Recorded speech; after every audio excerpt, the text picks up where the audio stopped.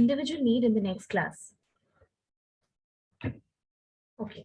Can you come up with some points that you need in the that you can think of when we talk about individual need of training? Last class में हमने जितना discuss किया वो था कि एक organisation के point of view से what is the need of training. In this class, we will start with discussing the points that is needed by an individual. This is very, very obvious and evident that training is a cost borne by the organization. Okay. Now, the organization has to spend a lot of money on training, but the need of training is not just restricted to the organization. You as an employee, when you join an organization, even you need to be trained, and that is for your individual good. Can you come up with some points? Individual level पे, यानी आप as an employ अगर join करते हैं कहीं, तो individual level पे क्या यूज हो सकता है, तुमको क्या फायदा नजर आता है इसका कि तुम ट्रेंड हो. कंपनी तुमको ट्रेन करके फायदा में रहेगी, वो ठीक बात है, लेकिन तुम्हारे अपने बेनिफिट के लिए कैसे ट्रेनिंग बेनिफिशियल है ये बताओ.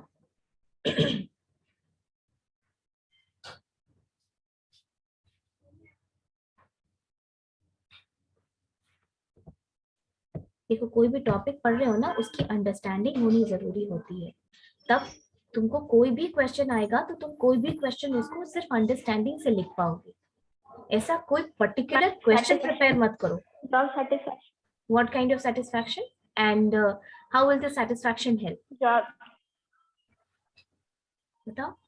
मैम, अगर एम्प्लॉय खुद, अगर कोई इंडिविजुअल खुद से ट्रेन रहेगा तो वो सेटिस्फाई रहेगा, वो सेटिस्फाई और मोटिवेट रहेगा अपने वर्क के बाद, तो वो बेटर कर सकता है. ठीक है. ठीक है मैम, अगर कोई इंडिविजुअल पहले से ट्रेन रहेगा तो उसके ज्यादा चांसेस है कि उसको जॉब प्रोफाइल सबसे पहले मिले as compare to. Very good. हाँ, सिर्फ 2 पॉइंट. देखो, दोनों वैलिड पॉइंट्स दिए तुम लोगों ने. Third point.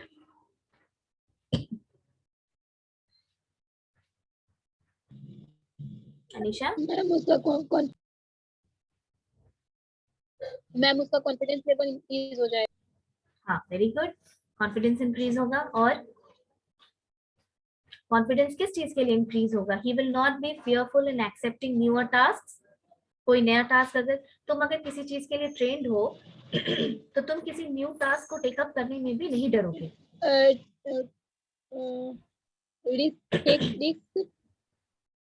न्यू वर्क आए. फिर से बोलो. अगर उसके कोई भी न्यू चैलेंज होगा तो वो कॉन्फिडेंस के साथ उसको हैंडल करेगा. हाँ, that point is included in confidence. Any other point you can come up with?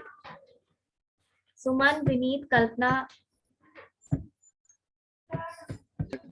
Ma'am, yes ma'am. Participate कीजिए क्लास में.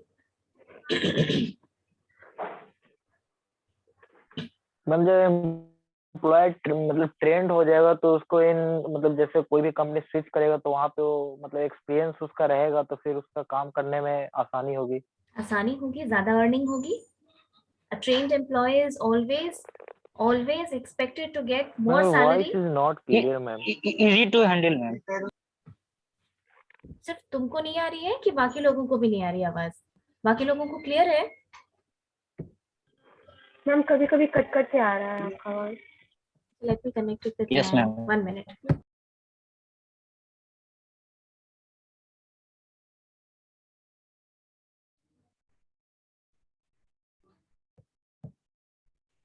Okay.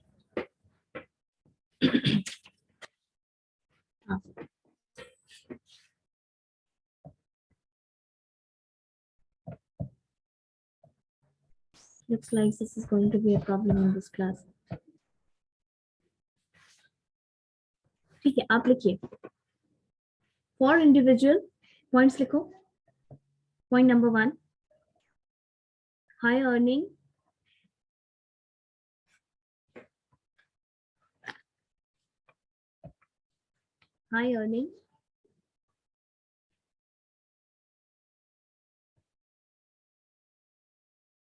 second, better chances of promotion,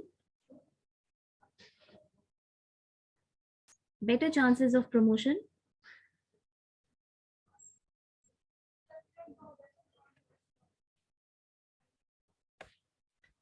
third, job stability,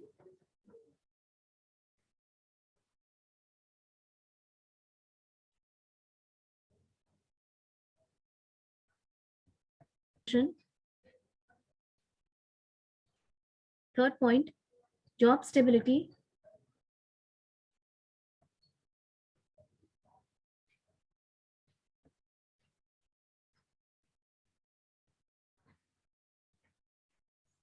fourth point, confidence.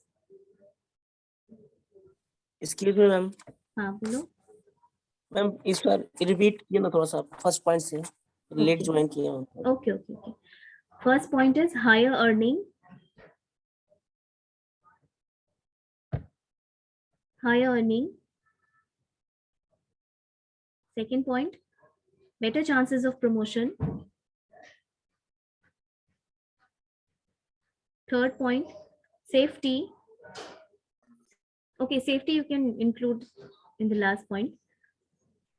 इसके बाद शायद job stability, confidence, and safety.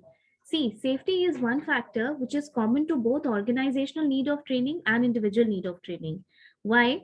Because when you talk about safety, it is one thing that organization के point of view से organization एक safe place रहेगा work करने के लिए, ठीक है? देखो, organization अपनी reports publish करता है, so it is always better for the goodwill of an organization कि उस organization में minimum accidents हो, maximum safety measures लिए जा रहे हो, उसको minimum compensation pay करना हो. जब payroll पढ़ा रहे थे तो तुम लोग को social security में compensation पढ़ाए थे, याद है?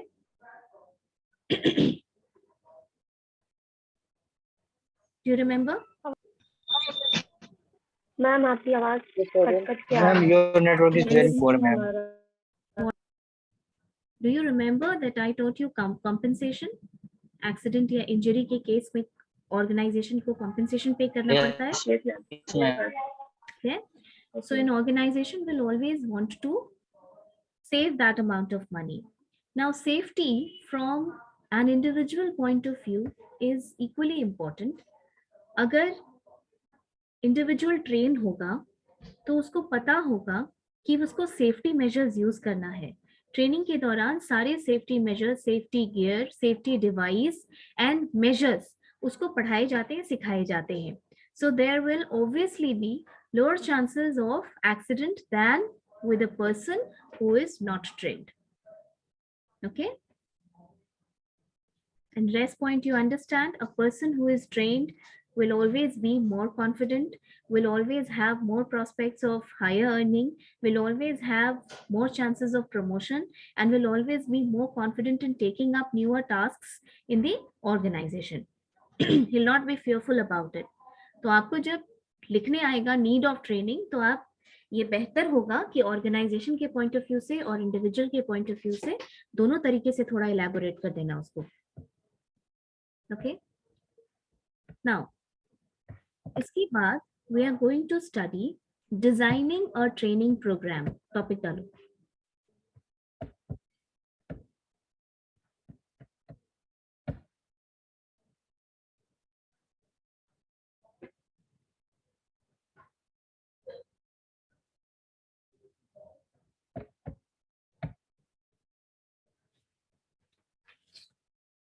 Designing a training.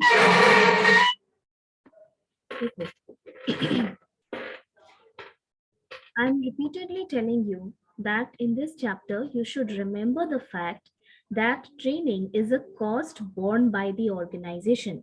यानी ट्रेनिंग एक कॉस्ट है, ट्रेनिंग का पैसा जो है वो ऑर्गेनाइजेशन इनकर करती है. इसीलिए एक ट्रेनिंग प्रोग्राम जो ऑर्गेनाइजेशन जिसमें पैसा लगा रही है वो इफिशिएंटली हो, जिस पर्पस के लिए इंटेंडेड है वो पर्पस फुलफिल हो, ये देखना किसी भी इफेक्टिव ट्रेनिंग प्रोग्राम के लिए बहुत इंपॉर्टेंट हो जाता है. किसी भी ऑर्गेनाइजेशन के लिए ये बहुत इंपॉर्टेंट है कि अगर वो ट्रेनिंग प्रोग्राम कैरिड ऑन करना चाहती है, then there are various factors that the organization must take into consideration while designing, implementing, executing and evaluating that training program. Okay?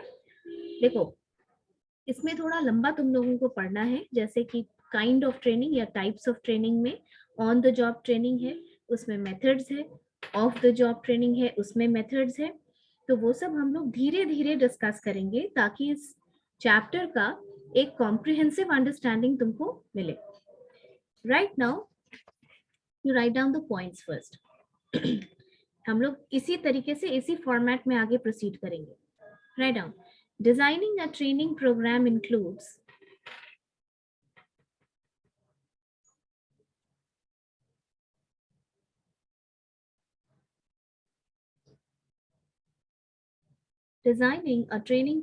includes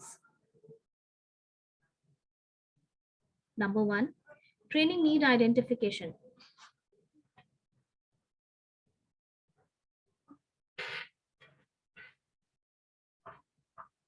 Training need identification. Number 2, identifying training objectives. Identifying training objectives.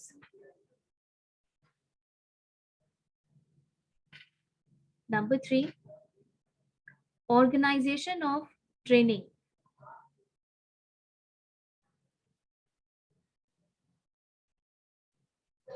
Organization of training. Bracket में लिखो उसमें place PLACE जगह, place जगह, bracket में comma देके लिखो, place, trainer and methods.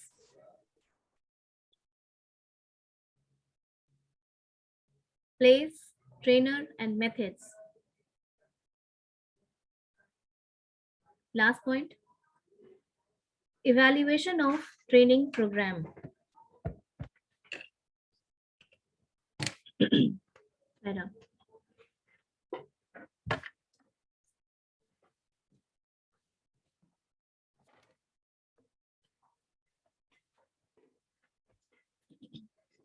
Evaluation of training program.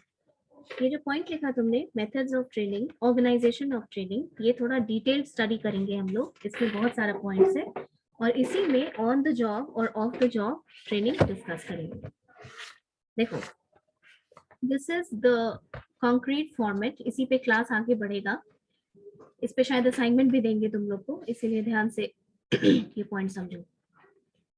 देखो, designing a training programme, यानी किसी भी ऑर्गेनाइजेशन के HR डिपार्टमेंट का एक बहुत बड़ा काम होता है ट्रेनिंग प्रोग्राम को डिवाइस करना।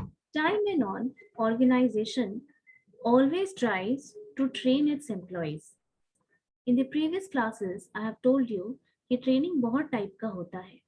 It's not just कि only new employees need training. The old employees, the employees who are experienced of 8 years, 10 years, 15 years, even 20 years, उनको भी refresher training दी जाती है। And refresher training is not given just to relearn the things, यानी जो सीखे हैं उसको फिर से सीखने के लिए, but to also impart them new technology or anything new which is there in the market, because the business is changing every now and then. And updating and upgrading yourself becomes the need of the hour for an organization. Okay? So this designing of training program, क्योंकि this is a cost borne by the organization, इसमें बहुत सारा time जाता है organisation का, HR department का, efforts जाता है, पैसा जाता है। इसीलिए इस प्रोग्राम का इफेक्टिव एग्जीक्यूशन होना और बाद में इवैल्यूएट करना, इवैल्यूएट कोई चीज को क्यों करते हो तुम लोग? तुम लोगों ने एग्जाम दिया, कोई इंटरनल असेसमेंट मान लो दिया, इंटरनल एग्जाम दिया, जो आया वो सही सही लिखा, जो नहीं आया उसको घर जाके एक बार इवेल्युएट करते हो ना कि ठीक है ये क्वेश्चन का क्या बना है, नहीं बना, एक बार पलट के देखते हैं कि क्या गलत हो गया। इवेल्युएट किस लिए किया जाता है? So that from the next time if you get the same thing you can correct yourself. Similarly कोई भी प्रोग्राम या कोई भी चीज जब होती है किसी ऑर्गेनाइजेशन में, जैसे रिक्रूटमेंट सिलेक्शन ही होता है, सिलेक्शन का लास्ट स्टेप क्या होता है? Evaluating the selection program. Just similarly training का भी ये लास्ट स्टेप होता है कि इवेल्युएटिंग ट्रेनिंग प्रोग्राम। जैसे मान लो एक ऑर्गेनाइजेशन अपना ट्रेनिंग का प्रपोजल दिखाती है और एचआरडीसी वो ट्रेनिंग के लिए कितना पैसा लेती है? सपोज करो कि 25 लाख रुपए उसने पैसे सैंक्शन कराए कि हमें ट्रेनिंग कराने के लिए 25 लाख चाहिए। उसने एक एस्टिमेट दिया। After carrying on the entire training program it saw कि उसको 25 नहीं 30 लाख रुपए लग गए। तो या तो वो 30 लाख रुपए जेन्युइन लगे, या तो फिर 5 लाख रुपए जो एक्स्ट्रा लगा वो उसका अपना लूप होल है, उसकी अपनी गलती है, उसके ट्रेनिंग प्रोग्राम का लैक है, उसने अपने बजट में करने की कैपेबिलिटी को एक्सीड किया। ओके और इसमें बहुत सारा फैसेट्स होता है जो कि मिल करके ट्रेनिंग प्रोग्राम को इफेक्टिव बनाता है। Understood? This is what is called designing the training program. इसका फर्स्ट पॉइंट क्या है?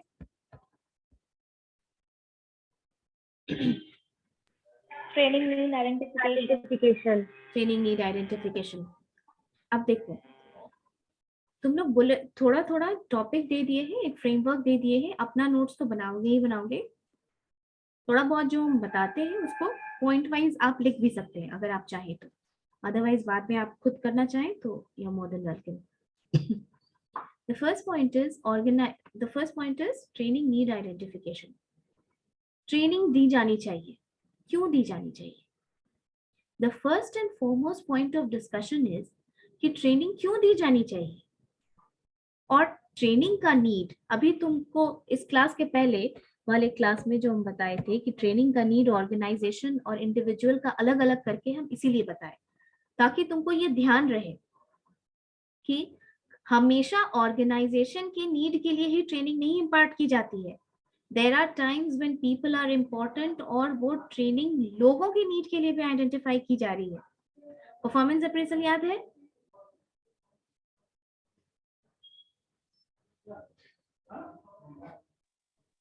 किसी को याद है? Performance appraisal, the word itself is clear? Yes, ma'am. क्या होता है परफॉर्मेंस अप्रेजल? एक लाइन में बताओ। Evaluating the employee's performance and then increasing his salary or the paying structure. ठीक है, okay. Performance appraisal, we can, in one word, we can say that systematic evaluation of performance of an employee in the organization can be said to be performance appraisal. तुम किसी organisation में गए, एक साल तुमने काम किया, लेकिन एक साल काम करने के बाद भी जब तुम्हारा परफॉर्मेंस अप्रेजल किया जाता है, 1 minute. So performance appraisal is systematic evaluation of performance of an employee in the organization. Now imagine कि तुमने एक ऑर्गेनाइजेशन ज्वाइन किया, ठीक है, तुमने ज्वाइन किया, लेकिन एक साल काम करने के बाद भी तुम्हारा जो परफॉर्मेंस है वो अप टू द मार्क नहीं है। तुम अपनी एफिशिएंसी से या जितना काम किया जाना चाहिए उससे बहुत नीचे काम कर रहे हो, you not able to learn things. तो क्या होगा? ऑर्गेनाइजेशन ये डिसाइड करेगी कि शायद तुमको ट्रेनिंग की जरूरत है। ओके तो ट्रेनिंग का ऑर्गेनाइजेशनल और इंडिविजुअल दोनों तरीके से नीड हो सकता है। अंडरस्टूड? तो यहाँ जो ट्रेनिंग नीड आइडेंटिफिकेशन आप पहले पॉइंट में लिखे हैं उसमें एरो दे के लिख लो ऑर्गेनाइजेशनल नीड और एक दूसरा एरो दे करके लिखो इंडिविजुअल नीड। ये दोनों में से कोई भी नीड ट्रिगर कर सकती है ऑर्गेनाइजेशन को ट्रेनिंग देने के लिए।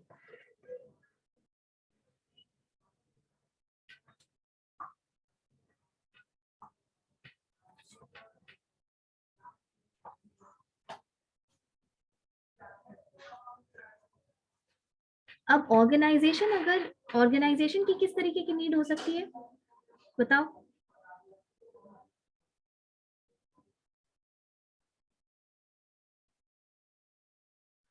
बताओ, पार्टिसिपेट करो। better output from the employee. ठीक है, और experience Reduction of waste.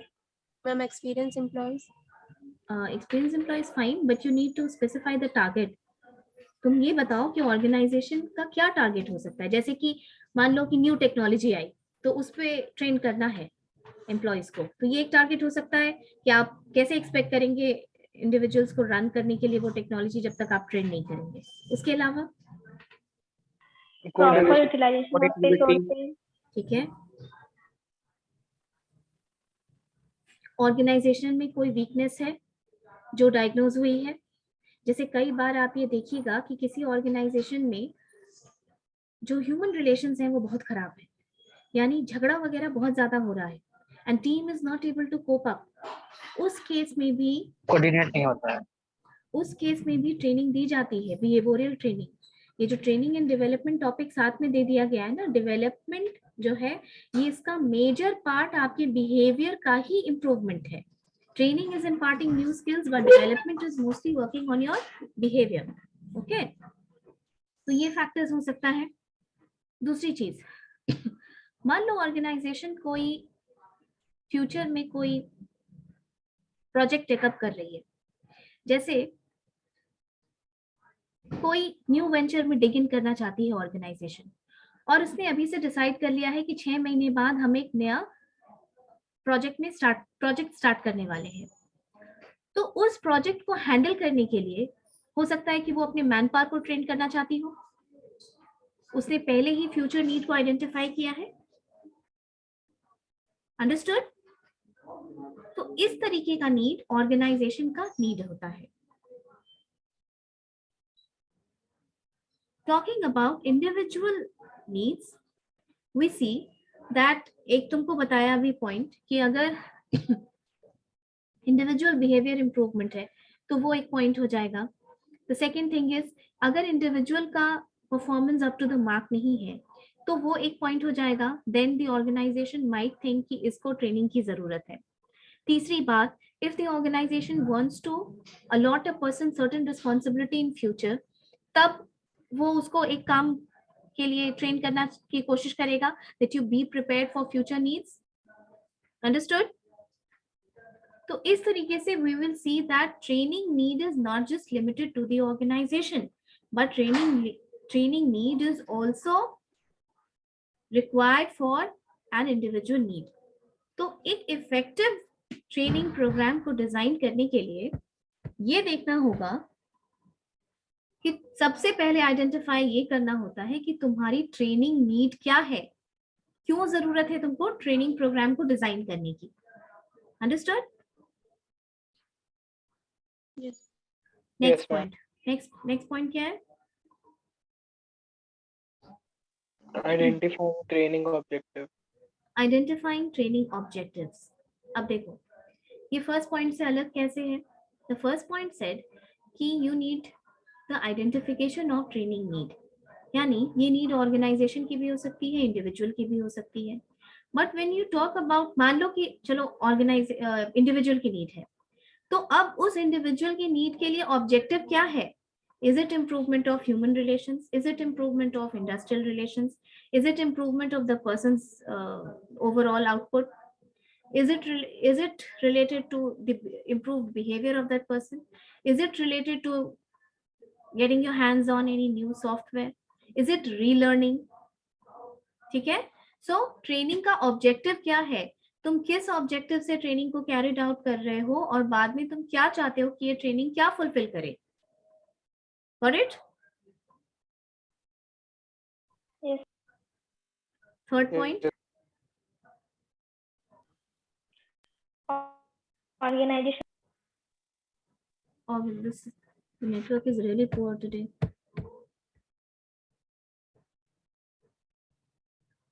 Organization of training. देखो, ऑर्गेनाइजेशन ऑफ ट्रेनिंग, ठीक है, आपने ट्रेनिंग नीड आइडेंटिफाई कर ली। नेक्स्ट पॉइंट, आपने ये ऑब्जेक्टिव भी आइडेंटिफाई कर लिया कि किस ऑब्जेक्टिव से आप ट्रेनिंग को कैरी आउट कर रहे हैं. The next step that comes into being is organization of training. इस पूरे ट्रेनिंग प्रोग्राम को ऑर्गेनाइज करना अपने आप में एक बहुत बड़ा टास्क होता है. For example, organisation of training में तुमने क्या लिखा है? द फर्स्ट पॉइंट क्या लिखा है बताओ? प्लेस.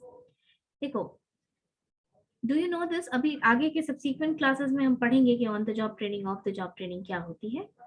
तो कुछ टाइप की ट्रेनिंग होती है जिसको ऑन द जॉब सूटेबिलिटी होता है, यानी आप जब जॉब में हैं, आप ऑर्गेनाइजेशन में काम कर रहे हैं, उसी वक्त आप ट्रेन भी हो रहे हैं और आप सीख भी रहे हैं. आप काम भी कर रहे हैं और आप सीख भी रहे हैं. That is known as on the job training. There are certain jobs जिसकी सूटेबिलिटी होती है ऑन द जॉब ट्रेनिंग. लेकिन whereas there are some other kinds of jobs which have their suitability as off the job training, यानी directly आप on the job नहीं करा सकते हैं. ठीक है, कुछ चीजों की ट्रेनिंग ऑफ द जॉब दी जाती है, यानी not in the organisation. Off the job training मतलब there is a place outside the organisation which is allotted और allocated for people to be trained there. कुछ ड्यूरेशन होता है, 14 दिन, 15 दिन, 5 महीना, 6 महीना, ऐसे ट्रेनिंग का टाइम होता है. And you train people outside the organization. This is known as off the job training. इसको हम लोग और डिटेल में डिस्कस करेंगे जब तुमको ये ट्रेनिंग टाइप्स पढ़ाएंगे. नेक्स्ट पॉइंट क्या है? evaluation of training program. No, not that. Organisation of training में और भी होगा. ट्रेनर. देखो, किसी भी ऑर्गेनाइजेशन में AGM, DGM, GM, director, member, इस रैंक के भी लोग रहते हैं. These are very learned people, these are very experienced people. ये इन लोगों को 10 साल, 20 साल, 25 साल का वर्किंग एक्सपीरियंस होता है. They know the organization in and out. तो ट्रेन तो ये लोग भी कर सकते हैं. ठीक है, लेकिन मान लो कि अगर कोई ऐसी न्यू टेक्नोलॉजी है जो ऑर्गेनाइजेशन में पहली बार ही आ रही है. ठीक है, जैसे कि आर्टिफिशियल इंटेलिजेंस. मान लो Tech Mahindra is too much into artificial intelligence. काफी तेजी से रोबोटिक्स पे और आर्टिफिशियल इंटेलिजेंस पे काम हो रहा है. हो सकता है कि इस टेक्नोलॉजी के जानकार तुमको ऑर्गेनाइजेशन में ना मिले.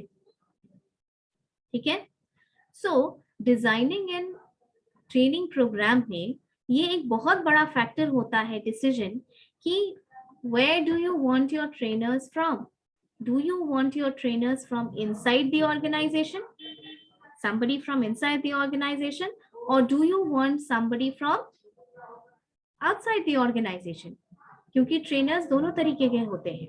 आपके मॉड्यूल में ये नहीं दिया हुआ है ट्रेनर पे बहुत ज्यादा डिस्कशन, पर जब हम on the job, of the job training पढ़ाएंगे तो थोड़ा थोड़ा दोनों चीज को डिस्कस करेंगे. ठीक है, ऑन द जॉब ट्रेनिंग और ऑफ द जॉब का एडवांटेज, डिसएडवांटेज क्या होता है, किसको सूट करता है, ये सब हम लोग डिटेल में अभी नेक्स्ट क्लासेस में पढ़ेंगे. For the time being you understand कि जब ऑर्गेनाइजेशन ऑफ ट्रेनिंग होती है तो 2-4 चीजें हम उसमें कंसिडर करते हैं डिजाइनिंग करने वक्त. The first thing is place, whether it should be an off the job training or an on the job training. The second thing is trainer, whether you want a trainer from inside the organization or outside the organization. दोनों का अपना pros and cons होता है.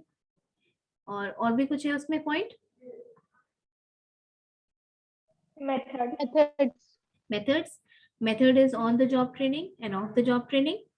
मतलब on the job training में बहुत सारे methods दिए हुए हैं, ऑफ द जॉब ट्रेनिंग में भी बहुत सारा मेथड्स दिया हुआ है. इस पॉइंट को स्टार मार्क कर लो. जब on the job, of the job अच्छे से डिस्कस हो जाएगा तो फिर वापस आना, इस पॉइंट को समझना, ज्यादा क्लैरिटी से समझ में आएगा. Last point. Evaluation of training program. Evaluation of training program.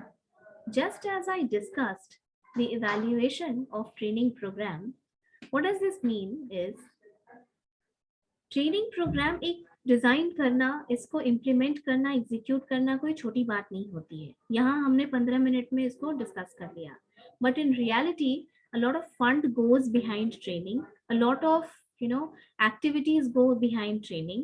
खासकर जब आप ऑफ द जॉब ट्रेनिंग करते हैं तो आप ट्रेनिंग सेंटर बुक करते हैं, वहाँ ट्रेनर मंगवाते हैं, जितने ट्रेनीज जा रहे हैं उनके लिए अरेंजमेंट करते हैं, उनके रहने का, अकोमोडेशन का, सैलरी उस हिसाब से मिलती है. There are lot of things that go. तो at the end of the day आप ट्रेनिंग को कैरी आउट करके बस ऐसे ही शट नहीं कर सकते हैं. You need to evaluate that training program. Evaluating that training program will help you understand कि आपने कितनी efficiency या effectiveness से training program को carry out किया. क्या इसमें कोई loophole रह गया? क्या इसमें कोई गलती रह गई जिसको कि आप next training program में correct करना चाहेंगे? या फिर is there, अगर कोई गलती नहीं भी रही है, so did you learn from executing this training program? Is there anything new that you would like to carry out in the next time? Right? There is always a scope for improvement. There are always better practices to the best practices. You getting my point? इसीलिए किसी भी programme का, खासकर इस तरीके से organisation में जो प्रोग्राम कैरी आउट होता है, चाहे वो रिक्रूटमेंट हो, सिलेक्शन हो, ट्रेनिंग हो, HRD हो, जो भी परफॉर्मेंस अप्रेजल हो, उसका इवैल्यूएशन जरूरी होता है. So this is the last step that we do in carrying out the evaluation of training program. ये डिजाइनिंग को ठीक से समझो. इस चैप्टर के बाद इस पे हम असाइनमेंट देंगे. Okay?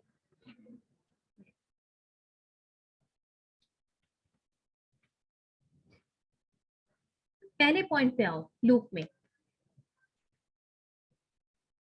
First point, training need identification. जहां पे तुमने ये लिखा है कि there is a training need identification, वहां ऑर्गेनाइजेशनल एनालिसिस और इंडिविजुअल एनालिसिस की बात डिस्कस की हमने कि वो नीड ऑर्गेनाइजेशन का भी हो सकता है और इंडिविजुअल का भी हो सकता है. राइट?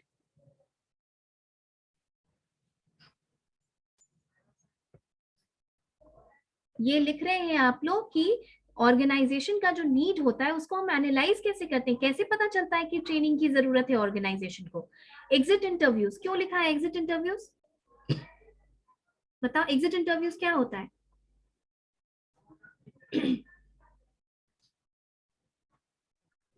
किसी को आइडिया है?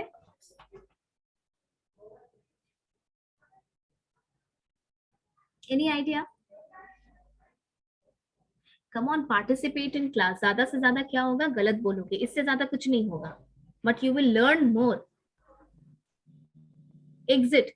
एग्जिट मतलब जाने के टाइम पे जो इंटरव्यू लिया जाता है उसको कहते हैं एग्जिट इंटरव्यू. जैसे अगर हम इस ऑर्गेनाइजेशन में काम कर रहे हैं, 2 साल हम काम किए and then I am leaving this organisation, I have resigned, तो मेरा एक इंटरव्यू कंडक्ट होगा. जो अच्छी ऑर्गेनाइजेशंस हैं वो एक एग्जिट इंटरव्यू कंडक्ट करती हैं. क्यों कंडक्ट करती है? ये जानने के लिए, मान लो देखो, ऑर्गेनाइजेशन छोड़ने का पर्सनल रीजंस भी हो सकता है और पर्सनल रीजन नहीं भी हो सकता है. Maybe the organisation is flawed. अगर 5-6 लोग एक ही टाइप का प्रॉब्लम बताने लगे एग्जिट इंटरव्यू में कि हम क्यों छोड़ के जा रहे हैं, may be management is not good, everyone is saying the management is abusive, there is an excess workload, the work culture is not good. अगर ये repeated feedback आने लगे, then the organization must intervene and understand कि there is some problem with our policy. Okay?